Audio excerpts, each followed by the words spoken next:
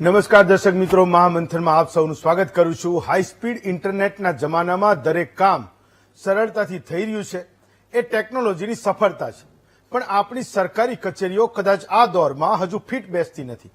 કહીએ છીએ કે બધું ડિજિટલ છે, કામમાં સરળતા છે, પણ સરકારી કચેરીના પગથિયા ચડતા માણસને ગિરનાર ચડ્યાનો અનુભવ થાય છે।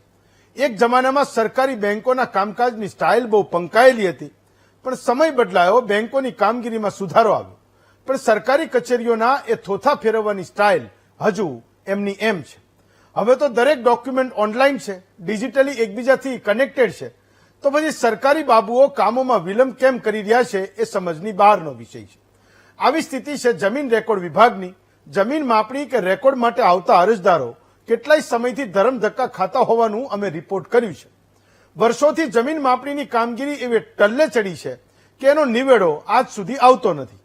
કેટલાક જિલ્લાઓમાં અમે રિપોર્ટ કર્યું એવો જ એક જિલ્લો પાટણ જિલ્લો છે, જ્યાં 2014 થી 2018 દરમિયાન ખેડૂતોની જમીનનો સેટેલાઇટમાં સર્વે કરાયો, જેમાં ખેડૂતોની ફરિયાદો ઉઠતા એ કામગીરી અધવચ્ચે જ અટકાવી દેવી પડી।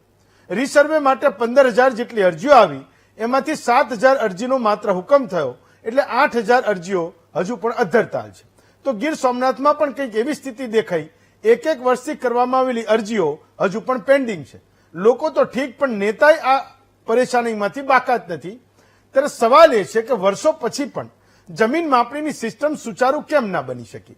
ખેડૂતો ક્યાં સુધી માપણીના મુદ્દે પરેશાન થતા રહેશે? અને ઓનલાઈન માપણીની વાતો વચ્ચે વાસ્તવિકતા આખરે છે શું?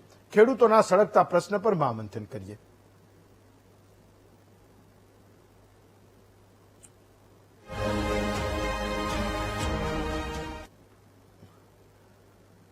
તો સરકારોનો વર્ષો જૂના મુદ્દાઓનો ઉકેલ લાવવાનો એક ઉદ્દેશ ક્યારેક સારો હોય છે, પણ માથાકૂટ એ છે કે પોતાપણું સમજીને કામ કરનારા લોકો ન હોય તો એ મુદ્દે હું એવું સમજુ છું કે ઉકેલ આવવાના બદલે એ વિવાદો વર્ષો સુધી એ સર્જાતા રહેશે, નવા નવા વમળો પણ એ બનતા રહેશે।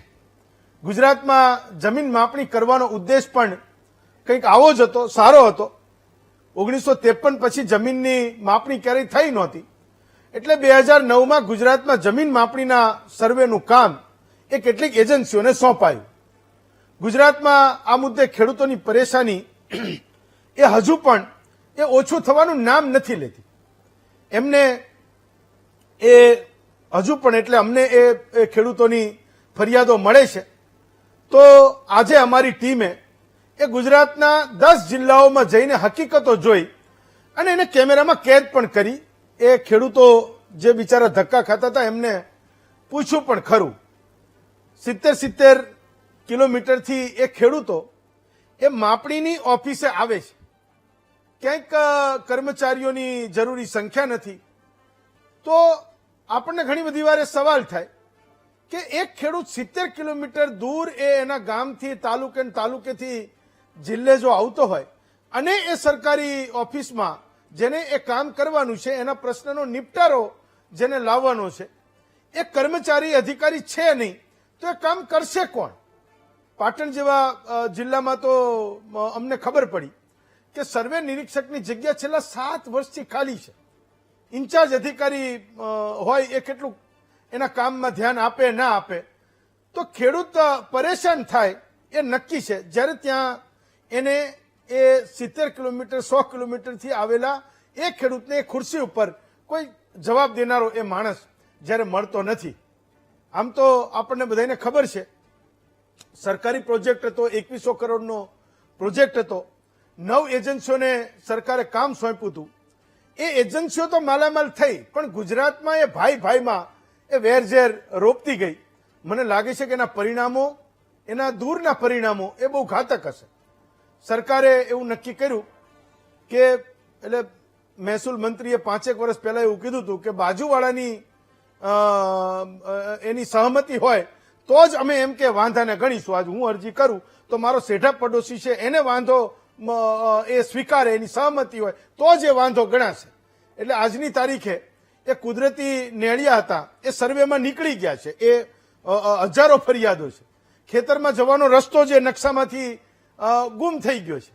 તો ખેડૂતની ચિંતા આજે વધે કે ના વધે એ સૌથી મોટો સવાલ છે. બાપ દાદા વખતથી જે ખેતરમાંથી કોઈના ખેતરમાંથી એક રસ્તામાંથી બીજા રસ્તે જતા હતા, ભાઈ રસ્તો જ બંધ થઈ ગયો. કંઈક એક સાવ એક નેળિયા જેવો રસ્તો હતો, એ રસ્તો મટીને કોઈક બીજાના ખેતરમાં જતો રહ્યો. તો આ બધું નુકસાન જે થયું એ નકશામાં થયું.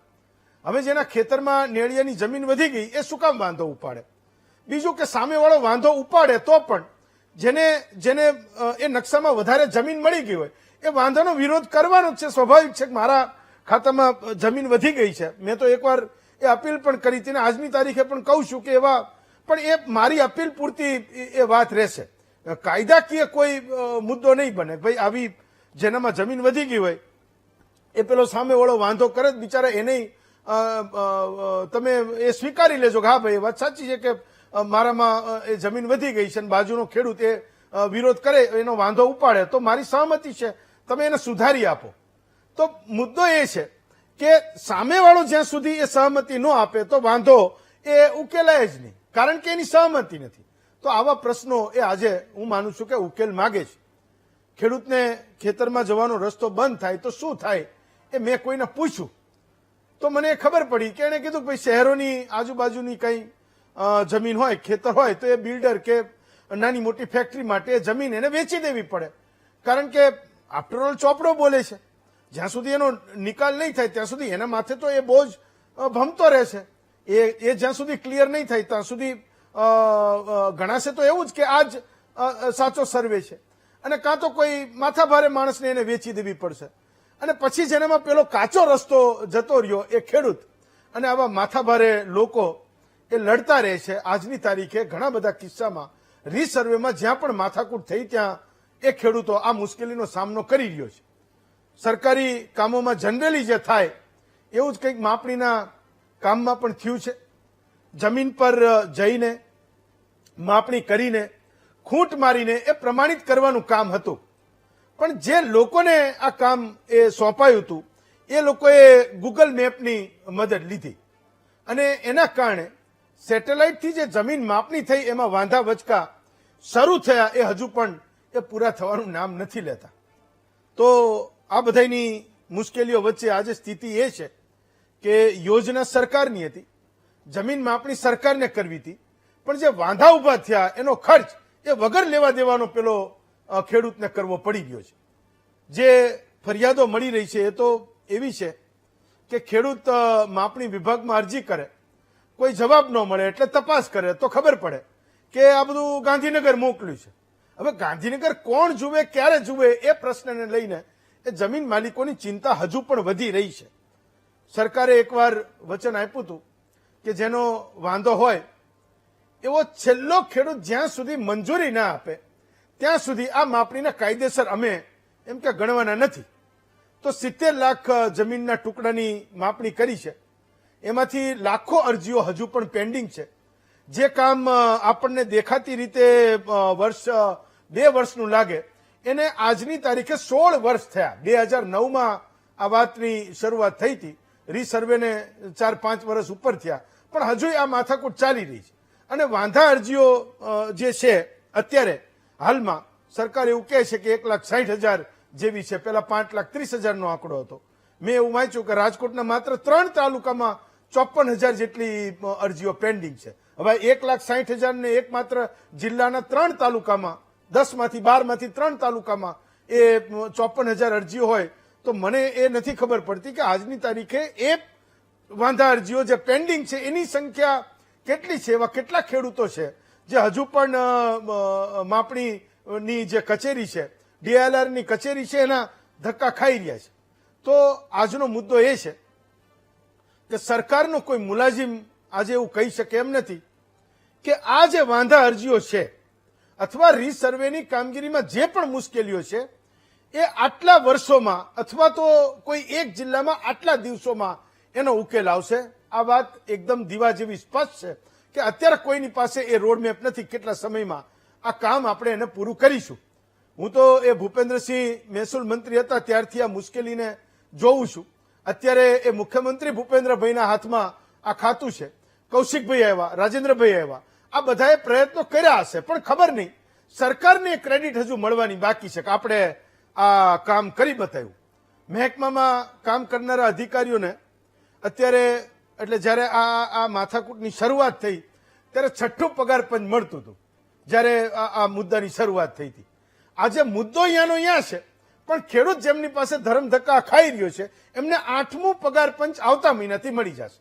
સરકાર એવું કહે છે કે ભાઈ ભલે લાગુ 2028માં કરીએ પણ તમને જાન્યુઆરી 2026થી તમને એરિયર્સ આપીશું. તો પગાર પંચો બદલાતા રહે, પગાર વધતો રહે, પગારે બદલાતો રહે, પણ ધરમ ધક્કા ખાનારા એ ગરીબ માણસોની મુશ્કેલી ઓછી ન થાય, આ સૌથી મોટી વિટંબણા છે. હું માનું છું કે કેટલાક મુદ્દાઓમાં કોઈ નેતો ક્યારેક બોલે ત્યારે અમે પણ એ સવાલો એ અધિકારીઓને પૂછતા હોઈએ છીએ કે આખરે આવું થવાનું કારણ છે શું. જો આપણે કરપ્શન ફ્રી સિસ્ટમમાં જીવીએ છીએ તો મોટા મોટા નેતાઓને કેમ એ પત્રો એ તમને લખવા પડે કે ભાઈ આ કચેરીમાં જ્યાં સુધી 5 લાખ રૂપિયાનો નૈવેદ્ય તમે ના ધરાવો ત્યાં સુધી એ કામ થતું નથી. હું એ વાતને બરાબર સમજુ છું કે ક્યાંક એ જમીન માપણીની કચેરીઓમાં આ નેતાઓ એટલે પણ પત્રો લખતા હશે કે પોતે જ જમીનોના એ દલાલો છે, એ પોતે જ જમીનોના ખૂબ મોટા ધંધા કરે છે. કોઈ કામ એવું બની શકે કે અધિકારીના પરવ્યુમાં ના આવતું હોય અથવા સદંતર ખોટું હોય અને પેલા નેતાને ના પાડી હોય એટલે મહેસૂલ મંત્રી, મુખ્યમંત્રીને જેને હોય એને બધાને એ પત્ર લખવાના શરૂ કરે. પણ મારું એ દ્રઢપણે માનવું છે કે જે નેતાઓ આવા પત્ર લખીને છુપાઈ જાય છે એનો ઈરાદો બિલકુલ સ્પષ્ટ છે. એને કોઈ જનતાની પડી નથી, એને કોઈ ખેડૂતની પડી નથી. એવા 5-7 વાંધાઓ એના પોતાના હશે, એને અધિકારી પાસેથી કામ કરાવવું હશે એટલે એને ધમકી પણ આપી ચૂક્યો હશે કે હું તમને મીડિયામાં એક્સપોઝ કરીશ, હું તમને સરકારમાં ઉઘાડા પાડીશ. પણ એ અધિકારીએ એ ઈમાનદારીથી એ કામ કરવાની ના પાડી હશે કે આ કામ એ ખોટું છે, હું નહીં કરું, મારે નહીં કરવું જોઈએ. આ સીધું સરકારને નુકસાન જાય છે. તો એક વાત છે કે આપણે તો રાજી થઈ જઈએ કે ફલાણો નેતા એને એમ કે જો પત્ર લખીને મુખ્યમંત્રીને કહી દીધું કે આમાં સૌથી વધારે ભ્રષ્ટાચાર છે અને જમીન માપણીમાં ખેડૂતોનું કોઈ સાંભળનારું નથી. એવા મોટા ભાગના કિસ્સાઓમાં એ નેતાઓ એ જમીનોના દલાલ હોય છે. ધેન આફ્ટર પેલો અધિકારી ક્યારેક એનું કામ કરવાની ના પાડે એટલે લેટર લખી નાખે. મેં કીધું એમ કે અમે ક્યારેક ચર્ચા પણ કરતા હોઈએ છીએ, આવા લોકોને બિરદાવતા પણ હોઈએ છીએ. તો કેટલાક જેન્યુન નેતાઓ છે જેને આપણે ચૂંટ્યા, હરાવ્યા, કેટલાક નેતાઓ નિવૃત્ત થયા, એમને વાસ્તવમાં એ ખેડૂતોની ચિંતા છે પણ એ ખબર પડે.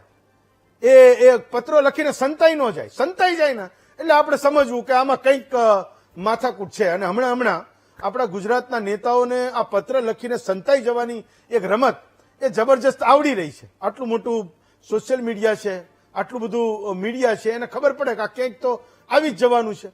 અને જ્યારે આવે ત્યારે હું એ સહજપણે સ્વીકારું છું કે સામેના અધિકારીને પણ ક્યારેક પ્રેશર ફીલ થતું હશે. પણ એવા નિષ્ઠાવાન અને પ્રામાણિક અધિકારીઓ માટે પણ હું આજે કહું છું કે એમણે સાચું કામ કરતા હોય, પ્રામાણિક હોય તો એને એનું કામ ચાલુ જ રાખવું જોઈએ. એવા કોઈ નેતાઓનો ડર એને રાખવો ન જોઈએ. ડર એને પેલા ખેડૂતનો રાખવો જોઈએ કે અથવા તો દયા એને પેલા ખેડૂતની આવવી જોઈએ જે એના ટેબલે બિચારો 70 કિલોમીટર ને 100 કિલોમીટરથી ધક્કો ખાય છે. હું માનું છું કે ક્યારેક સરકારી મેન્યુઅલમાં એ સામાન્ય માણસના પ્રશ્નોના ઉકેલ એ લખેલા નથી હોતા. તો એક માણસ તરીકે, એક અધિકારી તરીકે, કર્મચારી તરીકે એ જનતાના ટેક્સના પૈસામાંથી આપણું 6ઠ્ઠું, 7મું ને 8મું પગાર પંચ ચાલે છે. આપણા દીકરા દીકરીઓ એ અમેરિકા, કેનેડા અને ઓસ્ટ્રેલિયામાં ભણતા થયા છે. તો મને એવું લાગે છે કે આજની તારીખે ગુજરાતના સરકારી મહેકમાની સૌથી મોટી જવાબદારી એ ગુજરાતના સાવ સામાન્ય માણસ માટે વધારે છે, એ ખેડૂત માટે વધારે છે જે ખૂબ મોટી આશા લઈને એ તમારે ત્યાં આવે છે. એની સાથે એવું પણ થાય છે કે એ બિચારાનો એક દિવસ એનો કોઈ ખેડૂતને કંઈ શનિ રવિનો ઓફ હોતો નથી કે એને કોઈ સિક લીવ કે એને કોઈ કેઝ્યુઅલ લીવ હોતી નથી કે એને કોઈ ફરવા જવા માટેની કોઈ રજા મળતી હોતી નથી. એટલે એ તો સરકારી કચેરી જ્યારે ચાલુ હોય ત્યારે તમારે ત્યાં આવે એટલે તમારે સમજવાનું કે એ દિવસે એનું કામ ચોપટ થયું. બીજા દિવસે જશે તો એને 12 કલાક મથવાનું હતું, એના બદલે એને 24 કલાક મથવું પડશે. આ સ્ક્રીનની સામે જે ખેડૂતો બેઠા છે મારી વાતને બરાબર સમજે છે કે હું તો એ જોઉં છું. તો તમારે ત્યાં એના ગામ તાલુકા અને જિલ્લામાંથી છેક એ સરકારી કચેરી આવે છે. તો હું તો એ અધિકારીઓને પણ વિનંતી કરું છું કે સાચા લોકોનો સાથ આપવો એ તમારી સૌથી મોટી ફરજ છે. અને આ ક્ષણની કોઈ જરૂરિયાત હોય, આજના સમયનો કોઈ તકાજો હોય તો એ છે કે સાવ ગરીબ માણસ જે તમારી પાસે આશાઓ લઈને આવે છે એનું કામ એ તમારે કરવું જોઈએ. બાકી ઠીક છે, એ આંકડાઓની બધી માયાજાળ છે. એ સામાન્ય માણસોના મુદ્દાઓ માટે અમારે બોલતું રહેવું પડે, કહેતું રહેવું પડે, પૂછતું રહેવું પડે. તો એ બધું જ માન્ય છે. ક્યારેક તમને પણ ગુસ્સો આવતો હશે તો આવતો હશે.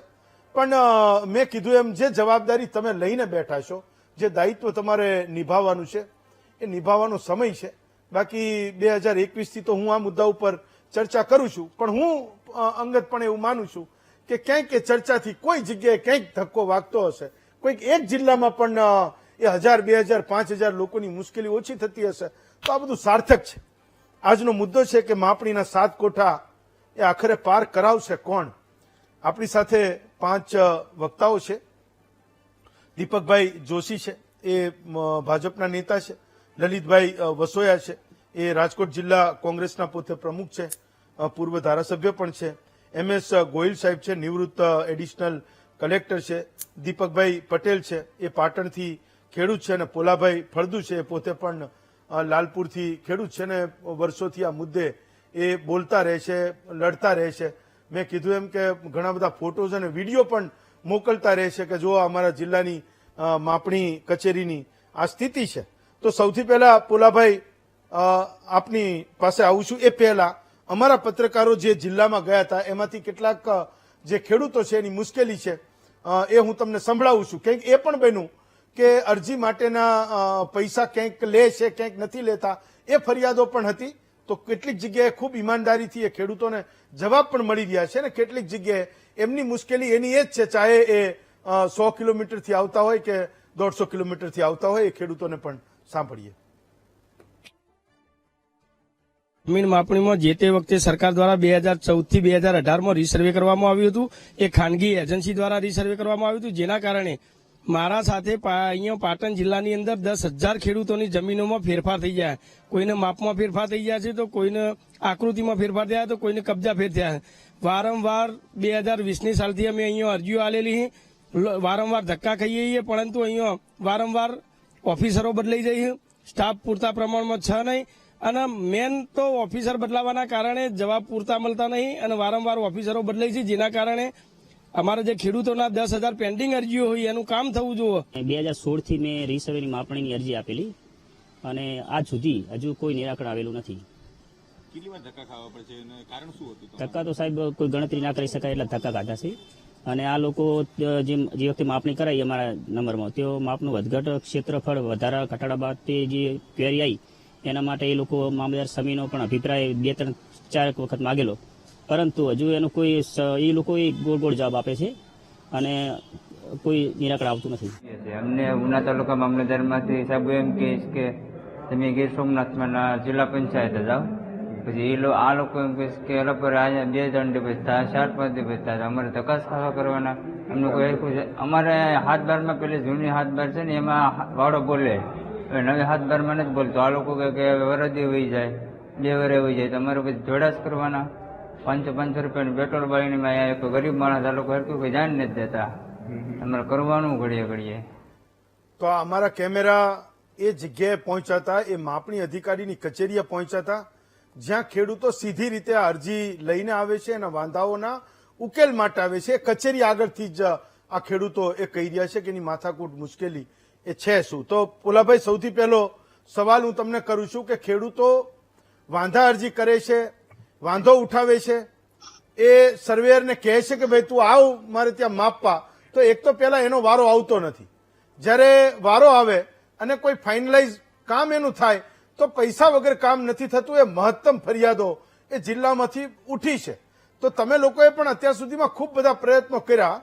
આ કેસમાં હજુ પણ એ ખેડૂતોની મુશ્કેલી ઓછી કેમ નથી થતી, એનો વારો કેમ નથી આવતો, એ શું જવાબ આપે છે?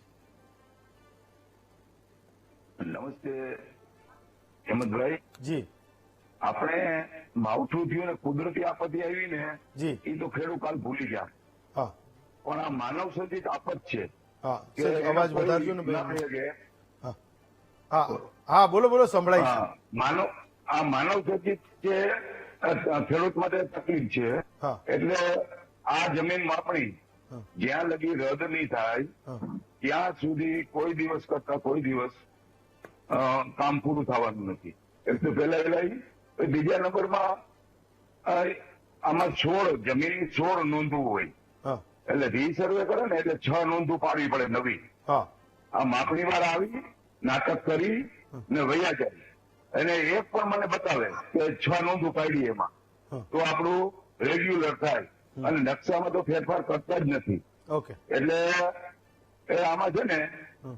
સાથણીની જમીન વાળાને માલમ માલ છે, હા એને જે હિસાબ આપણે જ દઈએ એટલે રોડ ને કાંઠે કાઢી દે, કરોડની રીપો થઈ જાય એટલે એ લોકો એને તફણ કરે. અને વીસી ને હમણાં બોલ્યા કે તમે જાઓ પાક જોઈ આવો, હા. સર્વે નંબર જ ત્યાં ના હોય હા. તો વીસી શું કરે, એના બારકોડ શું કરે. હમ. એટલે આ તકલીફ થાય ખેડૂતને આનાથી. ને એનાથી તમે કીધું ને 5 લાખ ભાવ, તો અમારે જામનગરમાં તો સસ્તું છે સાહેબ, 3 લાખમાં જ પતી જાય છે. અને જો માપણી પૂરી થઈ જાય, હા જો માપણી પૂરી થઈ જાય હા તો આ અધિકારી અને એના દલાલ હા. એને ભૂખે મરશે. એટલે કોઈ દિવસ આ માપણીનું કામ પૂરું નહીં કરે અધિકારીઓ અને દલાલ. હા. હું ચેલેન્જ થી કહું, ભાજપનો કાર્યકર છું, હા છતાં હું એમ કહું છું કે આ માપણીનું કામ આ અધિકારીઓ કોઈ દી પૂરું નથી કરતા. પૂરું થાય તો પછી એના આવકનું હું હા અટાણે મહિનામાં 2 કેસ મળી જાય એટલે 6-8 લાખ થઈ જાય, ખરું. એટલે વાત થઈ ગઈ પૂરી. ખરું એટલે મહાભયંકર તકલીફ છે ખેડૂતને કે એનો કોઈ સીમા જ નથી, એટલી તકલીફ છે ખેડૂતને. ને આના માટે ના જડે લોન કે ના મળે બીજું, કારણ તમારો સર્વે નંબર બીજો હોય હા. ને મારું ઉત્તરોત્તર ઇન્ટ્રીમાં કાઢું 6 નંબરમાં તો હા. બીજું નીકળે. હા. એટલે બેંક વાળા કહે કે ભાઈ તમારે 6 નંબરમાં ને 7 બારમાં મળતું નથી સર્વે નંબર હા. માપની ફેરને હિસાબે, એટલે તમને ના મળે લોન, ના મળે ધિરાણ. હા એટલે ભયંકર તકલીફ છે ઓકે. આનાથી. ફાઇન. એટલે હા સરકારને તમે એને ચિમનભાઈ અમારા મિનિસ્ટર હતો તેથી કીધું હતું સરકારને. ને સરકારને 1200 કરોડની આ માપણી ફી દેવી હોય ને હા. તો આખા ગુજરાતના ખેડૂતો અમે થઈને 100 રૂપિયા ભાગમાં આવશે. અમે 15 કરોડ રૂપિયા સરકારને આપી દઈ. હા 1500 કરોડ પણ 1500 રદ કરોડ કરો. રૂપિયા અમે સરકારને આપી દઈ, ખેડૂત ભેગા કરીને ચાલો. ફાળો કરીને. હા. ના રદ કરતા હોય તો ફાઇન એને એમ છે. થાય ને કે મેં ખર્ચો કર્યો છે હા. એટલે હવે મારું બધું અમારા પૈસાનું હું, હા. સરકારના પૈસાનું હું, પણ અમે લોકફાળો કરી દે ગામે ગામથી. પણ આ માપણી રદ કરો તો જ જીવાય, ને કોઈ ખેડૂત જીવી નથી આપવાના. ફાઇન. હું ચાલો. તો વારંવાર ભાજપનો કાર્યકર છું એટલે અધિકારીઓને કહું અમારા. હા ચાલો, દીપકભાઈ છે આપણી સાથે પાટણથી. દીપકભાઈ, મને એ સમજાવો કે આજ તો તમારા જિલ્લામાં પણ અમારો કેમેરા પહોંચ્યો તો ખબર પડી કે આ તો જે મુખ્ય નિરીક્ષક હોય, સર્વે નિરીક્ષક, એ જ 7 વર્ષથી ચાર્જમાં એ ખુરશી ચાલી રહી છે. મેં એ પણ જાણ્યું કે 24 અધિકારીઓની જગ્યા મંજૂર છે અને 7 ને 8 ને 9 લોકો ત્યાં કામ કરી રહ્યા છે, અને એમાંય કેટલાક લોકો ઇન્ચાર્જ હોય. તો શું મુશ્કેલી અત્યારે છે શું? એટલે માનો કે આ કામ જ્યારથી શરૂ થયું, 9માં થયું, 16-17માં રીસર્વે આવ્યો, અને એના પછી જે વાંધા અરજીઓ થઈ, તો શરૂઆત હતી જે એ જ હજુ છે કે એમાં કોઈ બદલાવ થયો છે? એ ખેડૂતોની લાઈનો ઓછી થઈ કે હજુ પણ તમારે ત્યાં ધરમ ધક્કા હજુ પણ ખાવા પડે છે? હજુ પણ ખેડૂતોને પાટણ લેન્ડ રેકર્ડમાં ધરમ ધક્કા ખાવા પડે છે. હા. અને પાટણ જે મંજૂર થયેલું મેકમ છે એ સર્વેયરની 22 જગ્યા છે, હા સિનિયર સર્વેયરની 13 જગ્યા, એમ કરીને ટોટલ 35 જગ્યાઓ છે. હા. પણ એની જગ્યાએ સર્વેયર 9 ભરેલા છે, સિનિયર સર્વેયર 9, એટલે 18 ભરતી કરેલી છે. હા. એમાં 9 જે સિનિયર સર્વેયર છે એ લોકો અહીંયાથી કામગીરીમાં અને સ્વામિત્વ યોજના જે ચાલે છે સરકારની નવી, જી. એની અંદર રોકાયેલા. બાકી 9 સર્વેયરથી આખું પાટણ જિલ્લાનું આ તંત્ર જમીન માપણીનું કામ કરે એ ખરેખર આખા પાટણ જિલ્લામાં ના પહોંચી વળે. પહેલા તો સરકારે એનો અવાજ થોડો વધારજો ને, એનો અવાજ નથી આવતો. હા, તમારો અવાજ બહુ ઓછો આવે. હા બોલો. હા દીપક. કર્મચારીઓની ભરતી કરી હા. અને લેન્ડ રેકર્ડની કામગીરી કરાવે તો ખેડૂત સુધી પહોંચી શકાય. બાકી આ 2004 થી 2018માં રીસર્વે કરી હા. અને જે ખેડૂતોની કમર ભાગી નાખી છે સરકારે, હા અને ખેડૂતો અત્યારે પોતાનું 7-12માં નામ નથી, કેટલાક ખેડૂતોનું, કેટલાક ખેડૂતોનું પોતાના ગુંઠા કપાઈ ગયા કે 14 ગુંઠા હોય તો 12 ગુંઠા જમીન થઈ ગઈ. હવે નાના ગામડા હોય તો વધુ લાવવા પર સિટીને લગતું નજીક રહે, ધારો કે મહેસાણાની અંદર અને પાટણની અંદર વાસાપુર આવતું હોય તો 53 કરોડના ભાવ તારે 2 ગુંઠા કપાય એટલે ખેડૂતને સીધું 15 થી 20 લાખનું નુકસાન આવે. અને આ અરજી તમે 2020 સાલથી ખેડૂતે કરેલી, પણ આજ દિન સુધી હજી એનો નિકાલ આવતો નહીં. અમે પોતે મારું પાણી જતું લીધું તો પાણીયાની મેં અરજી કરી, તો એના માટે એ અરજી પાછા ડીઆરઆરમાંથી જાય મામલતદારમાંથી જાય તલાટી એનો રેફરન્સ આપીને પાછી મામલતદારમાં મોકલે, મામલતદાર પાસે હુકમ કરે અને મામલતદારના હુકમ પછી ડીઆરઆર હુકમ કરે, ડીઆરઆરના હુકમ પછી એસએલઆર સાહેબના હુકમમાં જાય. એટલે આ ખાલી હુકમ જ 4 છે. આ 4 હુકમો તો ખેડૂતોના 4 જોડી ચંપલ ઘસી જાય ત્યાં સુધી આમાં નિવેદન આવે ને એમાં જયારે ખેડૂત ઓફિસમાં જાય ત્યારે સાહેબ હાજર ના હોય. જી અને પાટણની અંદર તો લેન્ડ ઇન્સ્પેક્ટર જે કહેવી એ પોતે જ હાજર હોતા નહીં ઘણા ટાઈમે, અને વારંવાર ખેડૂત ધક્કા ખાઈ અને બાપરો બિચારો બની અને પાછા જવાની તકલીફ પડે. અને હજુ તો આ પ્રક્રિયા પૂર્ણ ન થઈ તો સરકારે સ્વામિત્વ યોજના એમના ઉપર ઠોકી દીધી, જેના કારણે અડધો સ્ટાફ તો એમાં રોકાયેલો અને એમાં પણ શહેરની બાદ બાકી કરી ખાલી ગામડાઓ જ લીધા. હવે શહેરમાં એવા ઘણા બધા વિસ્તાર છે કે જેમાં સ્વામિત્વ યોજનાનો લાભ મળવો જોઈએ, તો એમને પોતાનું પ્રોપર્ટી કાર્ડ બનવું જોઈએ જે શ્રમ વિસ્તારો છે એમનો, પરંતુ એ વિસ્તારો તો લીધા જ નહીં એટલે એમનું પણ પ્રોપર્ટી કાર્ડ નહીં બને. એટલે એવા લોકો બિચારા પોતાની લોન નહીં લઈ લેશે, ના કરી શકે. એટલે આવા ઘણા બધા ખેડૂતોના પ્રશ્નો ખરેખર આ લેન્ડ રેકર્ડમાં પહેલા તો કર્મચારીઓની ભરતી કરવી જોઈએ અને અધિકારીઓ કાયમી હાજર હોવા જોઈએ. કારણ કે જે કાયમી અધિકારી નહીં હોતા, ચાર્જમાં અધિકારી હોય એ કોઈ હુકમ ઉપર સહી કરતા નહીં તો એ કોઈ વહીવટી કામગીરી કરતા નહીં, જેના કારણે ખેડૂતને વારંવાર ધક્કા ખાઈ અને પાછા જવું પડે. 5 વર્ષથી હજુ સુધી જે અરજીઓ આવી એનો કોઈ નિકાલ આવે નહીં. ફાઇન. ગોહિલ સાહેબ, તો મુશ્કેલી એ છે કે ભાઈ તમે લોકો તો ડાયરેક્ટ આ કામ કરીને આવ્યા છો, તમે એને સીધી રીતે જોવો છો. હું આજની તારીખે એ વાત હજી નથી સમજી શકતો કે એ ખેડૂત બિચારો સાવ મેલા ઘેલા લુગડા પહેરીને આવ્યો હોય, બસ ભાડું ખર્ચીને આવ્યો હોય, રિક્ષાના ધરમ એ ટલ્લા ખાતા એ સરકારી ઓફિસે પહોંચ્યો હોય અને કોઈ એની પાસેથી કેવી રીતે અપેક્ષા રાખી શકે કે આ કંઈક આપશે તો હું એની જે વાંધા અરજી છે એના ઉપર કામ કરીશ. મારે આ સમજવું છે. ગોહિલ સાહેબ, જો પહેલો મુદ્દો એ છે કે સરકારે એક વસ્તુ સ્વીકારવી પડશે કે સ્ટાફની કમી છે, એ કમી દૂર કરવા માટે ભરતી કરવી જ પડે. રીસર્વેની કામગીરી પ્રાઇવેટ એજન્સીઓને સોંપવામાં આવી. જ્યારે પ્રાઇવેટ એજન્સીઓએ કામ કર્યું ત્યારે એના નીચેનો જે સ્ટાફ હતો એ સ્ટાફ સક્ષમ ન હતો, એમને કોઈ વસ્તુનું એવું નોલેજ નહોતું. માત્ર એમને ટેકનિકલ નોલેજ હતું કે આવી રીતે માપાય છે, પણ જમીનના સેઢા શું છે, જમીનની માપણી અંગે ન હોવાના લીધે આ બધી ગરબડો થઈ છે અને ખેડૂતો માટે બહુ મુશ્કેલી ઉભી થઈ છે. જે ખેડૂતની જમીનના આકારમાં અને ક્ષેત્રફળમાં ફેરફાર થયો છે એ એના માટે તો બહુ જ મોટી આફત છે. હવે આ જે સ્થિતિ ઉભી થઈ છે એ સ્થિતિને પહોંચી વળવા માટે એ લોકો જેમ આપે હમણાં થોડી વાર પહેલા કીધું કે ભાઈ એ તો પ્રશ્ન હવે તો આ તો સેટલમેન્ટ કમિશનરમાં ફાઇલ જશે ત્યારે થશે, આમ જશે ત્યારે થશે. તો સરકારના 2 અધિકારીઓ જિલ્લા કક્ષાએ બેસે છે, કલેક્ટરશ્રી અને એડિશનલ કલેક્ટરશ્રી. આ બંને અધિકારીને સેટલમેન્ટ કમિશનના પાવર આપી દેવા જોઈએ આવી બાબતોમાં, અને દરેક જિલ્લાએ ડેપ્યુટી કલેક્ટર કક્ષાનો એક ડેપ્યુટી ડાયરેક્ટર નીમવો જોઈએ કે જે ફાઇલો સ્ક્રુટિની કરે બધી અરજીઓ, એમાં રિયાલિટી જુએ અને રેગ્યુલર સર્વેયર જે છે જેને આ નોલેજ છે એવા સર્વેયર સાથે જાહેર સ્થળ ઉપર અને પોતે એનું નિરીક્ષણ કરે કે ખરેખર શું સ્થિતિ છે, કેવી સ્થિતિ છે, અત્યારે શું આમાં ફેરફાર થઈ ગયો છે અને ખરેખર શું હોવું જોઈએ, રસ્તો હતો કે નહોતો, આ બધું જોઈ અને એ પોતે એનો જે કંઈ ઓપિનિયન આપવાનો છે આપે. અને કલેક્ટર અથવા એડિશનલ કલેક્ટર એ 2 માંથી કોઈ પણ સેટલમેન્ટ કક્ષા કમિશનર સુધીના જે અધિકારો છે એ ભોગવે એવું સરકાર કરે તો જ સરળતા થશે. બાકી મારા પહેલાના જેટલા પૂર્વ વક્તાઓ કીધું છે એમની સાથે હું 100% સંમત છું.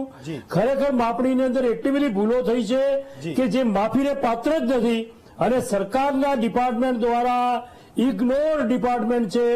આટલી બધી ફરિયાદો થાય અને તમે કોઈ સાંભળો નહીં, નિકાલ કરો નહીં, 10 વર્ષ સુધી નિકાલ ન કરો એટલે કેટલી હદે કહેવાય એમ. એટલે આ બાબતની અને જેને વાગ્યું છે, જેને નુકસાન થયું છે એને કેટલી મુશ્કેલી પડે છે. હું આપને એક જ દાખલો આપું. મારો એક ડ્રાઈવર છે, એની જોડે 3 એકર જમીન હતી અને એને બિનખેતી કરાવવાની હતી. એની અરજી નામંજૂર થઈ. કારણ કારણ એટલું જ હતું એની નામ જ કે તમારી સેટલમેન્ટમાં જમીન વધી ગઈ. પેલા કીધું કે સાહેબ કાપી લો, મેં નથી વધારી, તમારા માણસોએ વધારી છે, મારે નથી જોઈતી. 9 એકર જમીન 3 જ એકર મારે બિનખેતી કર. ના, તું જા બધું કરાવી ના. 5 વર્ષ થઈ ગયા, હજી સુધી એનો નિકાલ આવતો નથી. એ જમીન ઓછી કરાવવા માટે તૈયાર છે, નથી થતી. તો આ પરિસ્થિતિ છે, ભયંકર રેડ ટેપિઝમ છે. અને જે કઈ ફરિયાદો ખેડૂતોની છે 100% સાચી ફરિયાદો છે. કારણ કે અમને ખૂબ લોકો ઓપિનિયન માટે મળવા આવે કે સાહેબ આવું થઈ ગયું, આટલા વર્ષોની તમને ખબર છે, તમે સલાહ આપો. તમે સજેશન સારું કર્યું કે ભાઈ એડિશનલ કલેક્ટર, ફાઇન ગોયલ સાહેબ, એડિશનલ કલેક્ટર અને કલેક્ટરને તમે સેટલમેન્ટ કમિશનના તમે એને રાઇટ આપો. ભાઈ મેં કીધું, હું શરૂઆતમાં બોલ્યો કે ખેડૂત બિચારો અરજી કરે, વર્ષ પછી કઈ હલે નહીં, એટલે અહીંયા જાય, ખબર પડે કે ભાઈ શું થયું મારી અરજીનું, તો કે બધું ગાંધીનગર મોકલ્યું છે. ભાઈ જિલ્લામાં નિપટારો કરવો એ આજે ખેડૂત માંગ કરી રહ્યો છે. તમે સજેશન પણ કર્યું, હું માનું છું કે આમાંથી જે આવ્યા છે અહીંયા એ પણ સરકારને કહેશે. તો લલિતભાઈ, મેં તો એવું વાંચ્યું કે તમારા જિલ્લામાં માત્ર 3 તાલુકા, લોધિકા, પડધરી અને કોટલા સાંગાણી, એટલે ત્રણેય તાલુકામાં મેક્સિમમ ઇન્ડસ્ટ્રીયલ ઝોન થઈ ગયો છે. તો ખેડૂત તો બિચારો એ જેનું લાગી ગઈ, જેના ભૂંગળા લાગી ગયા, જેની ફેક્ટરી બની ગઈ એ બની ગઈ, પણ અત્યારે આ રીસર્વે થયા પછી 54,000 અરજી પેન્ડિંગ છે એવું કહે છે, અને એ માત્ર 3 તાલુકામાં.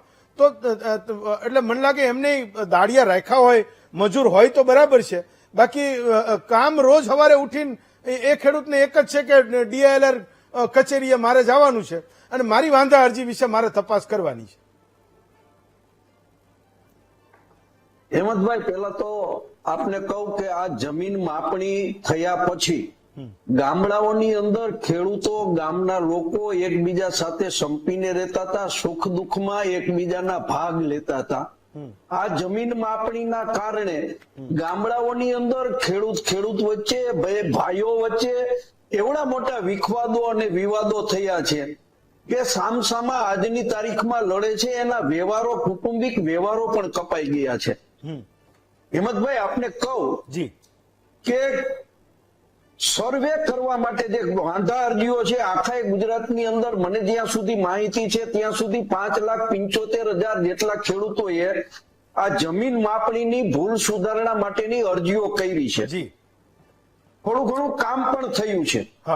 અમુક ગામડાઓ જેના આગેવાનો જાગૃત હતા તો આખા ગામની જમીન માપણી ફરીથી કરાવી પણ લીધી છે.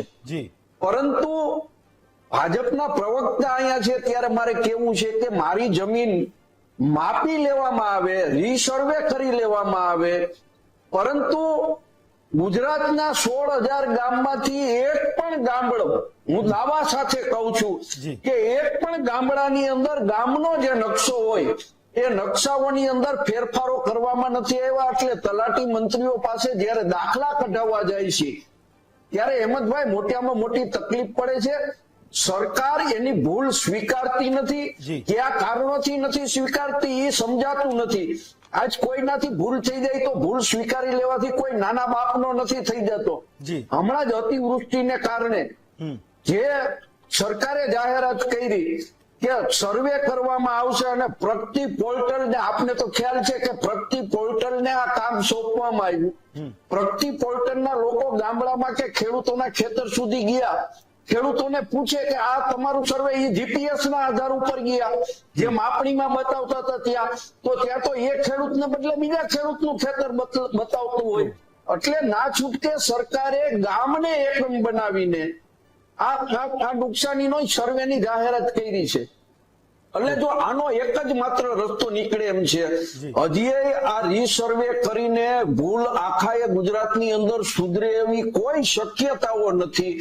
આખી જમીન માપણી જે કરવામાં આવી છે એ જમીન માપણી આખી રદ કરી અને નવેસરથી નવી ટેકનોલોજી પ્રમાણે ખેડૂતોને, ગામના તલાટીને, ગામના સરપંચને, ગામના આગેવાનોને સાથે રાખીને એનો જે આકાર છે એના 7/8 અઠાની અંદર જે જમીન બોલે છે, જ્યાં રસ્તાઓ બોલે છે એ કરવું આ ફરજિયાત છે. અને આ અમે એકલા જ કહી રહ્યા છીએ એમ નહીં. આ તો હું તમારા ટીવી સ્ક્રીનની નીચે પટ્ટીમાં જોઉં છું કે અર્જુન ખાચરિયાએ એવું કીધું 5 લાખ રૂપિયા એની પેલા દિલીપભાઈએ કીધું કે હું ભાજપનો છું, તો અર્જુનભાઈ પણ ભાજપના છે.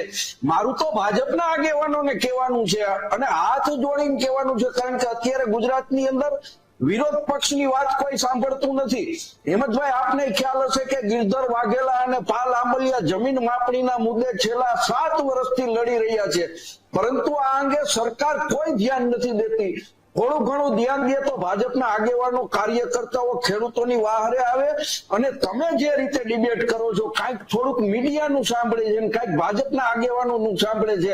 એટલે ખેડૂતના દીકરા તરીકે હું તમને બેયને હાથ જોડીને કહું છું કે ખેડૂતોને આ મુશ્કેલીમાંથી કાઢવા માટે ભાજપના આગેવાનો જે ડિબેટ સાંભળતા હોય, દિલીપભાઈ આવ્યા છે, દિલીપભાઈ અને હેમંતભાઈ, તમે આ મુદ્દો સતત ઉઠાવ્યા કરો તો જ ગુજરાતના ખેડૂતોને ન્યાય મળશે એવું હું માનું છું. ફાઇન. દીપકભાઈ, એક સવાલ એ છે કે પૂર્વ મહેસૂલ મંત્રીએ એકવાર એવું કીધું હતું, 4-5 વર્ષ થયા એને, કે આ સર્વે બહારના લોકોએ કર્યો એના કારણે માથાકૂટ છે.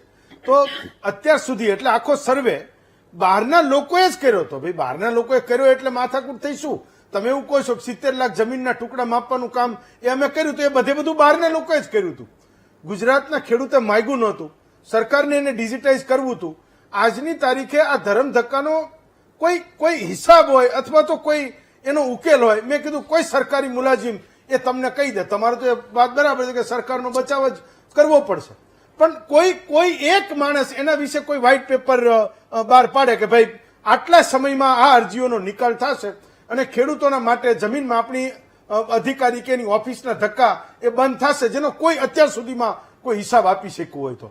દરેક મહેસૂલ મંત્રીઓ આવ્યા, એમને પોતાને એવું હોય કે આની ક્રેડિટ હું લઉં અને જોરદાર કામ થાય, પણ નીચે બધું એકદમ પોલમ પોલ હોય, કોઈ કરનારું જ ના હોય. આજે અમે 10 જિલ્લાઓમાં ગયા, ક્યાંક તો કોઈક અધિકારી ના હોય, કર્મચારી ના હોય. પેલો ક્યાંક ભાઈ કેટલી જગ્યા મંજૂર છે, તો કે 24 લોકોની. કેટલા લોકો હાજર છે? 8 લોકો હાજર. કેમ કામ થાય? એટલે ભાઈ, જે ત્યાં 50 અરજીઓ જ્યાં પેન્ડિંગ છે, સમજો તમે, એ જિલ્લાનો 50,000 ખેડૂતોના વાંધા અરજીઓ પેન્ડિંગ છે, ત્યાં 7-8 લોકો કામ કેવી રીતે કરશે? એનો કોઈ નિવેડો છે કે નહીં, અથવા તો કોઈ રોડમેપ છે કે નહીં કે આ ખેડૂતના ધક્કા ક્યારે બંધ થશે? હેમંતભાઈ, વ્યથા આપણે બધાની સાંભળી. સવાલ એનો ઉકેલ લાવવા માટે જ હું માનું છું ત્યાં સુધી ભારતીય જનતા પાર્ટીની સરકારે ઈ ધારા કેન્દ્ર જે એને ડિજિટલાઇઝેશન કરવાનો પ્રયત્ન કર્યો પૂરેપૂરો. કારણ કે સૌથી પહેલા જયારે કોઈ પણ દાખલા લેવા હોય તો તમારે કચેરી ઉપર તમે જાઓ ત્યારે એવું કહેવામાં આવે કે આ માણસ પૈસા માંગતો હતો, આ પૈસા માંગતો હતો. એ વસ્તુને મિનિમાઇઝ અથવા તો બંધ કરવા માટે ધીમે ધીમે એના માટે ડિજિટલાઇઝેશન એક છે. આજની તારીખમાં તમારી પાસે તમે પોતે જ્યાં બેઠા હો ત્યાં તમારે તમારા ઉતારા, 7/12ના ઉતારા કે કંઈ પણ વસ્તુ તમારી જમીનની મળી જાય છે. સવાલ એવું નથી કે સંપૂર્ણપણે આપણી આની અંદર સક્સેસ ગયા છે અને આપણે એમાં પરિણામ મૂક્યું છે. બધાની વ્યથાઓ સાંભળી આપણે, પોતપોતાને જ્યાં પ્રોબ્લેમ્સ થયા છે અને એમણે જે વાત કરી છે એ પણ થઈને ગોયલ સાહેબને પણ આપણે સાંભળ્યા કે જે એકચ્યુઅલ એ પોતે જે સીટ ઉપર બેઠા હતા અને જે તકલીફો પડતી હતી એ પણ એમણે રજૂઆત કરી. હું માનું છું ત્યાં સુધી કોઈ પણ કાર્ય કરીએ છીએ ત્યારે તકલીફ તો આવતી હોય છે, એમાં કોઈ એ નથી કે આપણે સંપૂર્ણપણે એમાંથી બહાર જ હોઈએ છીએ, પણ તકલીફ આવતી હોય તેનું સાથે નિરાકરણ પણ હોય છે અને સરકાર હંમેશા એ જોતી હોય છે. હું તમને કહું કે જે પ્રોસેસ જે છે ડીઆઈએલની જે પ્રોસેસ છે 3 સ્ટેપમાં થતી હોય છે. એટલે સૌથી પહેલા તો ઈ ધારા કેન્દ્રની અંદર તમારે જ્યાં તમારે હોય રીસર્વે કે કોઈ પણ વસ્તુ કરે તો ફોર્મ ડાઉનલોડ કરીને તમારે પ્રોસેસની અંદર મૂકવાનું હોય છે અને પછી આ પ્રોસેસ આગળ જતી હોય છે. હા, તબક્કાવાર જ્યાં એમણે જે 2-3 વસ્તુની વાતચીત કરી કે જ્યાં ગામના લોકોને વચ્ચે સંપર્ક. વાત કહો દીપકભાઈ, સાચી કહેજો કે આજે તમે પણ આ વિશે તમે અધિકારીને વાત કરો કે ભાઈ લાઈ માહિતી, આજ મને સવાલ પૂછશે તો આ ખરેખર આમની પાસે કોઈ ઇન્ફોર્મેશન હોય છે કે કેમ? એકદમ ઈમાનદારીથી કહેજો તમે. હું એવું માનું છું કે આ મારી 6મી 7મી ડિબેટ છે આ વિષયમાં, પણ તમને પણ સાચી માહિતી આપે છે કે નહીં મારે એ જાણવું છે. નહીં, હું તમને કહી દઉં, જો સંપૂર્ણપણે ડિજિટલાઇઝેશન તો થયેલું છે, હું તમને કહી દઉં. આજે જે વસ્તુ જે આવી છે આપણા સમક્ષ આવી છે સાચા ખોટાની આવી છે. ધારો કે મારો ડેટા છે, મારી જમીનનો ડેટા છે, તો એમાં ક્યાંક માપણીમાં જુદું થયું કે ફેરફાર આવ્યો છે એ બાબતનું છે, એટલે પ્રોપર થાય. ધારો કે હું તમને કહું કે નથી ડેટા નથી એવું નથી, ડેટા છે, પણ જ્યાં ડેટામાં ક્યાંક કંઈક પ્રોબ્લેમ્સ આવે અથવા તો ક્યાંક કંઈક ફેરફાર થયા છે એના બાબતમાં છે. અને એના માટે તો ઘણી વખત કોર્ટ કેસીસ પણ થતા હોય છે. આગળ જાય એટલે સ્ટે મળી જતો હોય તો એના લીધે પણ ડિલે થતું હોય છે. ડિલેના નંબર ઓફ કારણ છે. હા, પણ સાહેબે જે ગોયલ સાહેબે જે કીધું કે જે વસ્તુ તમે મિનિમાઇઝ કરી શકો છો, આપણા જે સરકારના હાથમાં છે ત્યાં 100% એમના સજેશન્સ લલિતભાઈના પણ છે. મને અમે સાચા લાગ્યા. જે વસ્તુ છે હું તમને કહું કે જ્યાં ખેડૂતને તકલીફ પડે અને જ્યાં આપણે કરી શકીએ છીએ એ વસ્તુ તો સ્વાભાવિક વાત છે, સરકાર પોતે વિચારણા કરશે જ. અને એમાં પણ આપણે જેટલું મિનિમાઇઝ થઈ શકે ને આપણે પ્રોબ્લેમ સોલ્વ થઈ શકે. કારણ કે આ જયારે આપત્તિ આવી તો એ આપણા હાથમાં નહોતું, પણ જે વસ્તુ આપણા હાથમાં છે એ આપણે એના આગળ વધી શકીએ છીએ. ફાઇન, ચલો. મૂળ તો કોઈ આ કુદરત સર્જિત તો કશું છે જ નહીં. ના, હું કહું છું માનવ સર્જિત જ છે. આજે જે સર્વે કરનારા માણસો હતા અને હવે એનું સમાધાન લાવવાનું એ માણસો જ લાવવાનું છે. તો આમાં જે તે વખતે હતું હાથમાં. પણ ફાઇન, ઓકે. હું કેટલાક દર્શકોને પણ જોડી રહ્યો છું જેમનો ફોન લાગે ને વિનંતી કરું છું કે તમારી જમીન માપણીનો કોઈ પ્રશ્ન હોય તો એ કરજો અને કોઈ વ્યક્તિગત ટિપ્પણી એ આ શોમાં ના કરશો. મુદ્દો એ ગુજરાતના ખેડૂતોનો પ્રશ્નના સમાધાન માટેનો છે. આમાં કોઈની સાથે વ્યક્તિગત તલવારથી લડી લેવાનો મુદ્દો નથી કે આપણે કઈ આમાં વિજેતા નથી બની જવાનું, પણ એક ગુજરાતનો સળગતો પ્રશ્ન છે, એના સમાધાન માટે આપણે મથી રહ્યા છીએ. વિરેન્દ્રસિંહ આણંદથી છે, બોલો બાપુ. સિટી સર્વેનું છે ને, મેં 2015માં જમીનની માપણી કરાવેલી. જી, આવું. હા, બોલો. 2015માં મેં એક મારા સર્વે નંબરની માપણી કરાવી હતી, એની માપણી સીટ, અને પછી 2021માં માપણી સીટ કરાવી ને ફરી વાર માપણી કરાવી તો બંને માપણી સીટ અલગ આવી. જે બીજી માપણી સીટ કરાવી તેમાં આખું જે સરકારે સંપાદન જમીન કરી હતી રોડ માટેની, એ રોડ જ્યાં બનાવવાનો હતો ત્યાં બનેલો નથી, એ બીજી જગ્યા બતાવી. અને રોડ આખો મારી જમીનમાં બન્યો છે, સંપાદન મારી જમીન, પણ જગ્યા આખી ચેન્જ થઈ ગઈ. તે વખતે 2 ગુંઠા ગયો તો અત્યારે મારી 9 ગુંઠા જમીન રોડમાં ગઈ છે. છતાંય આપણે સરકારને અપીલ કરી કે DLR માં ગયા કે ભાઈ મારે જમીન ભલે વધારે સરકારે પોતે સંપાદિત કરેલી છે, એનો એવોર્ડ આપેલો છે. હવે એની એન્ટ્રીમાં તે લોચો વાગે તો બિચારો સાવ સામાન્ય ખેડૂત જેને સરકારને જમીન આપવાનો કોઈ અનુભવ નથી એ તો ક્યાં જવાનો છે. ફાઇન. પોલાભાઈ, તમે પહેલી વાર એવું કીધું પોલાભાઈ કે એટલે મેં એવું કીધું 5 લાખ રૂપિયામાં ખાનગી એજન્ટો આ જમીનો માપી આપે છે. તો મને તો એ ખબર હતી કે એક બે અમદાવાદના કિસ્સાઓને હું જાણતો હતો, પણ એ ખેડૂત નથી સામે આવવા માંગતા. પણ મને એ કહો, તમે એવું કીધું કે તમારા જિલ્લામાં સસ્તું છે, 3 લાખમાં પતી જાય છે. તો કયો ખેડૂત એ 3 લાખ રૂપિયા મપાવાના, વીઘે 3 લાખ રૂપિયા મપાવાના આપતો હશે? મારે એ સમજવું છે. ખેડૂત એ આપે કે મારે જમીન આજે વેચી રિલાયન્સની હિસાબે ને બીજી હિસાબે, તો મારે જમીન વેચી હોય એટલે મારે દસ્તાવેજ કરવો હોય તો એના માપણી સીટના કાગળની જરૂર પડે. એટલે હું કહું મારે 2 કરોડની જમીન મેં વેચી છે તો 3 લાખની 4 લાખ દો ને મારું તો કામ પતી જાય. એટલે 3 લાખ જે આપે છે ને એ જમીન જેને વેચીને દસ્તાવેજ કરવો હોય ને એને ન છૂટકે કરવું પડે, એટલે દેવા જ પડે. એટલે આ રીતે હાલે છે. બીજું એ કહું કે અવર જવરથી અમારે હાઈવે રોડ બને છે તો વળતરની જમીન બીજાના ખાતામાં ગઈ અને જ્યાં રોડ બનાવવો અહીંયા સંપાદન ના થઈ, એટલે એમાં પણ કોંભા દેવા હાલે. હવે એને બિનખેતી કરી નાખી એ જમીન. કાલપુરમાં એક 60 કરોડનો બિલ છે તો જે મને ક્યાં વળતર ને ત્યાં એને બિનખેતી કરી નાખ્યું. 4 કરોડનું સરકારને વળતર દેવું પડશે હવે અત્યારે. તો એ સરકારી તિજોરીને નુકસાન છે. છે મેં તો લેખિત મુખ્યમંત્રીને મોકલ્યું છે અને કલેક્ટર સાહેબને આપ્યું છે અને માર્ગ મકાનને આપ્યું છે. જો બિનખેતી અમારું ના થતું હોય તો જ્યાં રોડ બનતો હોય એનું બિનખેતી થઈ જાય, એમાં 4 જણા હોય, માર્ગ મકાન, નગર નિયોજન, માપણી વાળા અને રેવન્યુ, એ 4 ભેગા થાય તો જ એવું કૌભાંડ થાય, નકર ના થાય. મેં લેખિત આપ્યું છે, મુખ્યમંત્રીમાં આપ્યું છે. ને બીજું એ કહું કે જામનગરમાં 75,000 જેટલી અરજીઓ આવી, એમાં એમ કે છે કે 8 થી 5 હજી થઈ ગઈ, પણ 20,000 અરજીઓ સેટલમેન્ટ કરી દીધી કે જેમાં વહીવટ ના થયો હોય એને દસ્તરી કરતી, એને મૂકી દીધી. એટલે આવું છે. હું તો ખૂબ ગયો છે. અને જામનગરમાં એક અમારી અરજદારોની મોટી કમનસીબ એ છે કે અમને અરજદારોને ઓફિસને અંદર નથી કરવા દેતા, ને બારોબાર એક બારી રાખી છે, ત્યાંથી જ અમારી અરજી લેવી છે ને જાઓ તમે હવે જાઓ. એટલે અરજદારોને અંદર એન્ટ્રી નથી. ઓફિસ અંદર મેં લેખિત આપ્યું છે, ઉપરથી છે ને તડકો કાંઈ ઠંડુ પડે તો અહીંયા એક બારીમાં અરજદારોની કાગળીઓ લઈને મોકલી દે, જવા દેતો. એટલે કદાચ એવું હશે કે DILR ની કચેરીમાં અણુ રિએક્ટર સેન્ટર પણ શરૂ થયું હોય, એટલે બહારથી કોઈ માણસ અંદર ના જવો જોઈએ. ના કરે. ફક્ત ને ફક્ત હું ચેલેન્જ દઉં, મારા ત્યાં ફોટા સહિત છે, અંધુઈ છે, હું એમ ચેલેન્જ દઉં કે કોઈ એક જણો એમ કહે કે અહીંયા વહીવટ નથી થતો એમ કહે મને. અને કલેક્ટર સાહેબે હમણાં જાહેરનામું બહાર પાડ્યું કે બીજા માણસો અહીંયા આવવું નહીં, એટલે દલાલ થોડાક ઓછા થઈ ગયા આવતા અત્યારે. ઓકે, ચલો ફાઇન. રણજીતસિંહ છે જામનગરથી. બોલો બાપુ. ભાઈ છે લાઈન પર? ઓકે, તો એક લલિતભાઈ તમે આંગળી ઊંચી કરી હતી, પણ એક બ્રેક લઉં, બ્રેક પછી પાછા આવીએ અને આપણે આ ચર્ચાને શરૂ રાખીએ.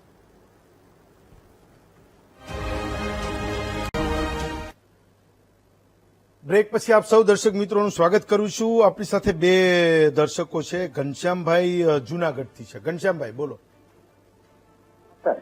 હાજી સર, મારી એવી માગણી હતી કે આપણે નરેન્દ્રભાઈ મોદી બહુ સારું કામ કરે છે. કાશ્મીરના કાયદા બદલી શકતા હોય, રામ મંદિર બનાવી શકતા હોય, તો ખેડૂતનું આટલું કામ ના કરી આપે? એના વિશે મારે એવી વિનંતી છે કે ખેડૂતનું આટલું સાંભળી દીપકભાઈ છેક મોદી સાહેબ સુધી પહોંચાડી અને આટલું નહીં કરાવી શકે? ફાઇન, ચલો હું એમને કહું છું કે કેટલા વર્ષથી આ મુદ્દો પડ્યો છે. ટ્રુ. દયારામભાઈ છે દ્વારકાથી. દયારામભાઈ બોલો. હા હેમંતભાઈ. જી બોલો. મારે છે ને જમીન માપણીમાં રીસર્વે થયું ને પ્રમોલેશન, ત્યારે મારે જમીનના નકશા ફરી ગયા, બાજુવાળામાં દબાણ આવે. હા, તો દ્વારકામાં માથાકૂટ બહુ જૂની છે ને, દ્વારકા, બનાસકાંઠા, જામનગર, આ 3-4 જિલ્લાઓમાં. તો અત્યારે જવું પડે છે, એટલે તમે અરજી કરી કેટલો ટાઈમ થયો દયારામભાઈ? હા, એ તો હેમંતભાઈ જૂની માથાકૂટ છે, પણ એક બે વાર રેલવે સ્ટેશનમાં ગયા હતા. હા, તમે એ ટીવી નો અવાજ બંધ અરજી કરી દીધો, પછી એક દી સહી નહીં ગઈ કે હવે તમારે જો તમારી ફરી ગઈ હોય તો તમારી રીતે કરી લેજો. ઓકે. લલિતભાઈ તમે બ્રેક પર જતા પહેલા કંઈક કહેવા માંગતા હતા, બોલો. શું મુદ્દો હતો? હેમંતભાઈ, મારે જે જમીન રોડ રસ્તામાં કપાય અને વળતર બીજાનામાં જમા થાય, પોલાભાઈએ વાત કરી એટલે વાત હું દોહરાવીશ નહીં. પરંતુ ક્યાંક ને ક્યાંક આ મુદ્દા ઉપર જ્યારથી જમીન માપણી શરૂ થઈ ત્યારથી નાના મોટા વિવાદો ની ખેડૂતોને, ખેડૂત આગેવાનોને, લોકોના ચૂંટાયેલા પ્રતિનિધિઓને ખબર હતી કે આ જમીન માપણીની અંદર આ તકલીફો ઉભી થાય છે. હેમંતભાઈ, હું તમને કહું કે ધોરાજી ઉપલેટા મારો મત વિસ્તાર છે. મેં મારા મત વિસ્તારની અંદર આજની તારીખમાં આખા ગુજરાતની અંદર જમીન માપણી થઈ છે. અમે ધોરાજી ઉપલેટામાં જમીન માપણી નહોતી કરવા દીધી, ત્યારે ભાજપના આગેવાનો એવું કહેતા હતા કે આ લલિત વસોયા સારા કામમાં ટાંગો અડાડે છે. આજે મારા વિસ્તારના ખેડૂતો આ તમારી ડિબેટ જોઈને મને એમ કહેતા હશે કે ના ના, અહીંયા જમીન માપણી ન કરવા દીધી, સારું થયું. વિઠ્ઠલભાઈ રાદડિયાએ જેતપુરની અંદર ન થવા દીધી, જામકંડોળાની અંદર ન થવા દીધી. તો ત્યારે જે આગેવાનો અને ખેડૂતો જાગૃત હતા, ત્યારે આ જ લોકો એની સરકારની વાહવાહી કરવા માટે ત્યારની પણ રજૂઆતો હતી. ચાલુ જમીન માપણી હતી કે ભાઈ આ જમીન માપણીમાં બરાબર સિસ્ટમથી કામ નથી થતું, ત્યારે આ વાત કોઈ માનવા તૈયાર નહોતું. અત્યારે તકલીફ છે. અને હેમંતભાઈ, મારું તો તમને એ કેવું છે, મારે બીજી રાજકીય વાત નથી કરવી, પણ 100 વાતની એક વાત છે, જમીન માપણી આખા ગુજરાતમાંથી રદ કરવી જોઈએ. અને ભારતીય જનતા પાર્ટી જો કહેતી હોય તો અમે આખાએ સૌરાષ્ટ્ર, આખાએ ગુજરાતના ખેડૂતો જઈ અને હાથે પગે લાગવા માટે તૈયાર છીએ કે આ જમીન માપણીના કારણે ખેડૂતોને તકલીફ પડે છે. તમે નાના બાપના નહીં થઈ જાઓ, તમે આખી જમીન માપણી છે જે છે ભૂલ ભરેલી છે એ રદ કરો. ફાઇન. દીપકભાઈ, લાસ્ટ કમેન્ટ તમારી. દીપકભાઈ, જવાબ એટલે આમ તો લલિતભાઈ, હું તમને કહું VTV ના માધ્યમથી કે તમે જે વિચારો છો આપણે એની બીજી સાઈડ વિચારીએ કે રીસર્વેની જે છે કામગીરી સંપૂર્ણપણે સારી રીતે પૂર્ણ થાય અને વહેલામાં વહેલી પૂરી થાય ને નાનામાં નાના ખેડૂતને છેક છેવાડાના ખેડૂતને સંપૂર્ણપણે રીસર્વે થાય એ વિચારીએ તો કેવું રહેશે. અને ભારતીય જનતા પાર્ટીની સરકાર, હું તમને કહું, પ્રોમોલગેશનની જે વાતચીત આવે છે, નાનામાં નાનો ખેડૂત અને છેવાડાનો ખેડૂત ને જ્યાં સુધી માપણી પૂરેપૂરી નહીં થાય ત્યાં સુધી આને માન્ય નહીં રાખે. એની વાંધા અરજીનો નિકાલ નહીં આવે ત્યાં સુધી નક્કી નહીં કરીએ. એ પૂર્વ મહેસૂલ મંત્રીએ કીધું હતું. હજી તમે એવું કહો છો કે જ્યાં સુધી એ નહીં થાય ત્યાં સુધી નહીં માન્ય ગણીએ. પણ હું તમને કહી દઉં કે તમે રદ કરવાનું શું કામ કહો છો? રીસર્વે થી ફાયદા કેટલા છે તમને ખબર છે? થોડી તકલીફ તો દરેક વસ્તુમાં આવે. ત્યારે તમે નવી વસ્તુ કરો છો, સારી વસ્તુ કરો છો. આટલા વર્ષથી હજી ભૂલ નથી સુધારી શકાણી. જો એક વસ્તુ તમને કહી દઉં, પણ તમે મને એટલું સ્વીકારો છો કે રીસર્વે થી કેટલો ફાયદો થાય છે?